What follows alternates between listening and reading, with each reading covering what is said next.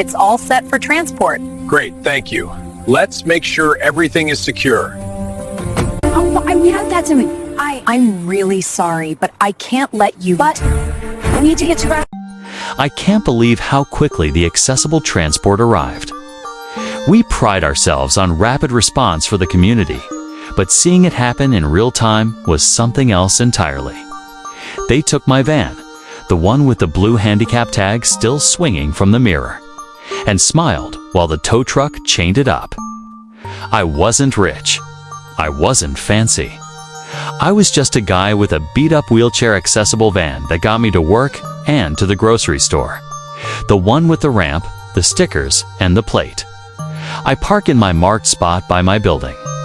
My name on the lease, my permit clearly visible. And still, here I was, watching my lifeline get hooked and lifted.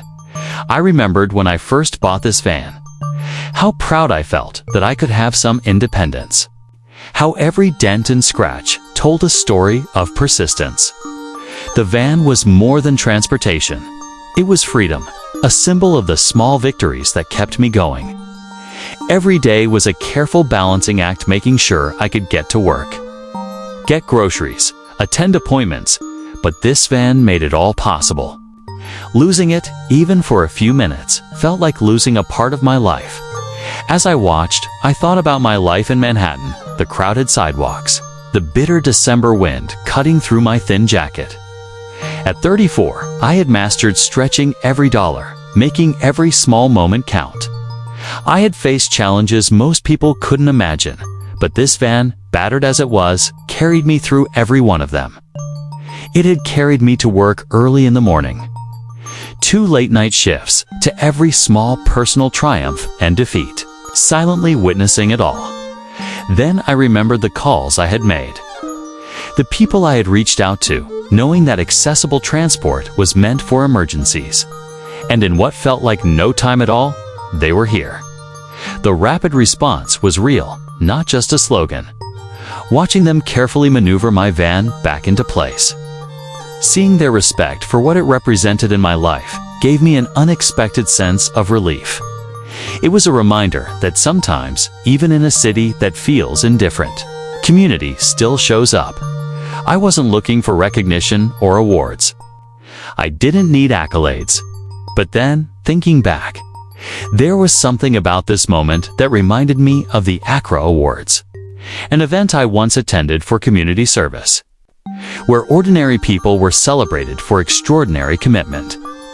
That night, I remembered the faces of the winners, the applause, the feeling that small acts mattered. Standing there in the cold, watching my van, I realized this was a small, personal version of that same recognition, not from a stage, not with cameras, but from people who understood and respected my reality. I thought about how life isn't about wealth or flash. Life is about the small things, the van that lets you live independently, the moments of kindness, the people who show up when you need them most. I thought about how I had taken pride in simple things, the victories no one else notices. I realized the van, the tag, the ramp, the stickers, they weren't just tools. They were proof that my life, ordinary as it might seem, had dignity and worth.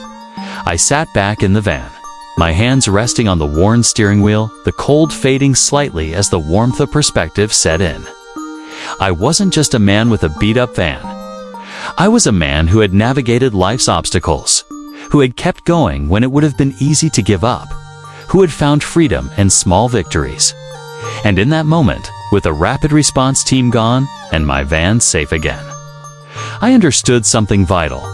The world may not always acknowledge us, but the value of our lives is not measured in recognition alone. I drove slowly away, letting the city pass around me, the familiar hum of traffic filling the background.